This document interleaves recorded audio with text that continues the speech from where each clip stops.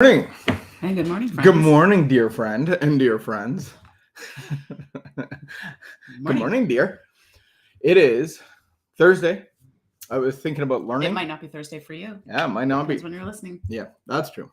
Welcome to the Ashes to Rubies live stream and podcast, where we talk about life and recovery and a little bit more. We were talking about learning and studying. Is that something that is new to you? Like, do you like being a student now because you're a student? You're taking you're in summer holidays and you like being a student? Still have a class. You still have a class. So do you like studying? Did you like school? I did not, and I don't. So I'm learning how to study, and I'm trying to learn better study habits. So, Let's snuck up on me. I wish we edited this. Maybe we could edit this one. No. You can't. Well, we could. Okay. So yes, I would like to learn better study habits. And so the reason I was talking about that this morning was because I am trying to figure out how to carve out more space to do that, which is going to require me to say no to things. I have my very first opportunity. To say no this morning to a fall opportunity and like a November opportunity There's so many opportunities that I was like, oh, the person reminded me last night, like, hey, can you get back to me about that? And I was like, oh, yes. And then this morning I woke up and said, oh no, right. I'm supposed to be saying no. So then it doesn't matter how great this opportunity is, or like, is it good for me? Is it good for you only others? have so much bandwidth as a student. I only have so much bandwidth. So you're learning to be a student. I don't believe that our schools where we came from taught us how to be students. Maybe I missed that part. I missed that. I wasn't paying attention. But we have a little friend that goes to a private school, and I've gone to like family day, and they're just talking about the school. And the first thing that they kind of iterate is that we create students. I was like, I've never heard that before. But yes, you have to create a student to be able to study and to learn. And yeah. I thought that was really good. So I'm learning a couple things. This is what I've learned because I have a little insecurity. This is all new to me in the rules of the road. The rules of the road aren't new to me, but driving a certain type of vehicle is. And so you don't drive a motorcycle. You ride a motorcycle. So you didn't know that? And then is it called motorbike or motorcycle? It depends who you are. I don't think the jury's still out on that one. I think that's up to you. Because it opens the door to a whole new. I have new friends. Somebody came over to see me because of my motorcycle. So I don't know if it's a motorbike or motorcycle, and that might be different where you live. It's both. If that is what it is. I think it's motorcycle. It's not wrong. Somebody will. The official name, but like, or are you saying like it might not be cool? Yeah. Do I call it a motorbike or a motorcycle, or just a bike? I'm not really sure. But you do ride one. You don't drive it. So I was, you got to get the lingo. You got to get the lingo down. So I'm trying to learn new things. Yep. Third day of learning new things. Oh, ouch. Was that let's go. All right. We are going to get into our morning meditation due to time restrictions. And well, we just want to have opportunity to talk about the reading. That was rude. Hey, I'm the motorcycle bike conversation came full circle anyway. Okay. All right, here we go. In our recovery fellowship, in the recovery circles, in 12-step AA, we have three things. What do you think they are? Do you want to take any guesses? Please just read. Okay. Fellowship, faith, and service. Fellowship is wonderful, but its wonder lasts just so long. Then some gossip, disillusionment, and boredom may come in. Worry and fear come back at times, and we find that fellowship is not the whole story. Then we need faith. When we are alone, we must, with nobody to pat us on the back, we must turn to God for help. Question: can I say, "Thy will be done," and mean it? There is beauty in a God-guided life. There is wonder in the feeling of being led by God. Try to realize God's bounty and goodness more and more. God is planning for you. Wonderful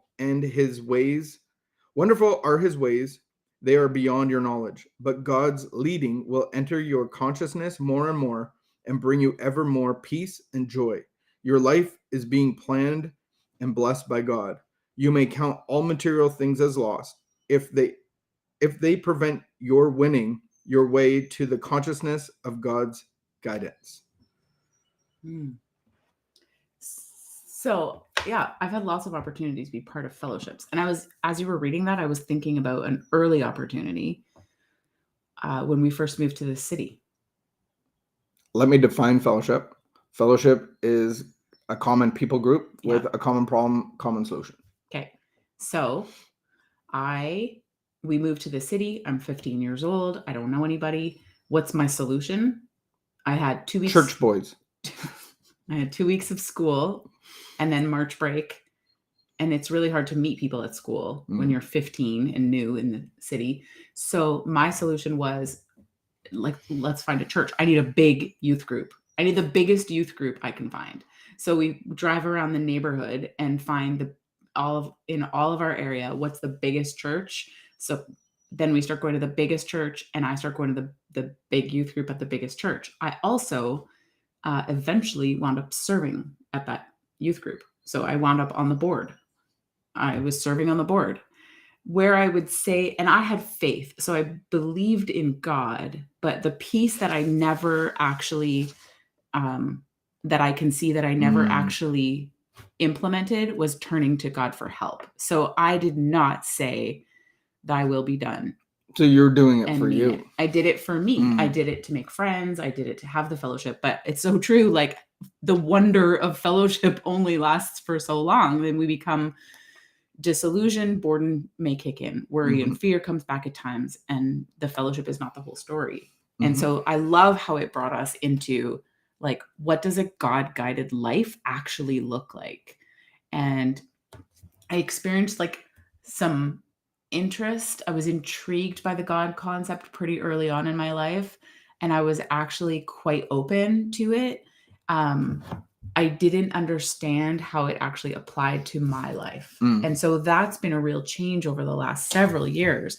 And I think that this distinction of having a God-guided life, like the wonder of being led by God, is this whole other wonder, because I can't describe how I changed. I can't describe how my internal condition changed.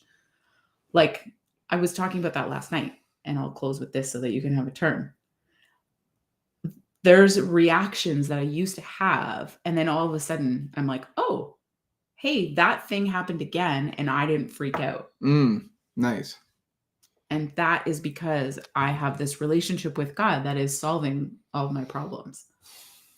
So when I hear the three words, what are the three words? Fellowship, faith, service. When I think of that, I think of the fellowship. There's different aspects to it. So there is socializing within the fellowship. Yeah. There are people in the fellowship, but it's coming around a common problem with a common solution. So if we're in recovery, then we go to the meetings, we go to the different events, we go to these things, we learn and grow and study the material and the literature, the steps, all of that stuff is part of our recovery. Our recovery is recovering a relationship that is possible with the Spirit of God, the creator of all things, so that we can have a personal relationship. And then that kind of turns into the faith thing. And then the concept of faith is really like trusting God and being led and filled by God. And then service isn't just putting chairs together and making coffee or cleanup. It's actually leading people into a relationship with God as you were as well. So those are the different contexts of it, because service actually gives you a purpose, but it's service of real help to bring somebody into a relationship with God. And I mean, to be fair, that those aspects were present in that early experience in that youth group, with a different purpose. Our purpose was to learn about God and to grow in, our purpose was supposed to be to grow in our spiritual life, but somehow I managed to miss that part and just focus on the social part. Yeah. Which I think has happened as an adult too. And then we can get disillusioned very easily, and then we don't want to go to this church or that church or whatever it is. Our friend Andrea posted something, but I can't read it from here. She's coming tonight. She's Yeah. So we have a recovery meeting at 7:30 called the Upper Room. Look for details on that. The other thing I would say is if you're in a fellowship of a church, you can tell some metrics of your real purpose and mission. Is when there's a baptism, how many people are you actually bringing to the baptism to get baptized? If you're in a 12-step fellowship, how many people have you led into a relationship with God through the process, whether it's LifeLab or the 12 steps or whatever your context is? How many of those people are actually leading other people? And you can actually see, like, am I really a part of a fellowship or am I just stuck socializing? And it's like, oh, what a drag. Oh, they said something about me here. Oh, it's just too hard to be a part of. Oh, I just don't have the time. And so am I really immersed in these three things? Ooh. All right. We will leave you there. Maybe we will see you tonight at 7:30, the Upper Room All Recovery meeting. And I just want to close with a prayer. I pray that I may earn the rewards of God's power and peace. I pray that I may develop the feeling of being led by God. Amen. Keep the peace. Be of good behavior. Hopefully we'll see you tonight, maybe tomorrow, maybe on the weekend. Bye for now. Fellowship, faith,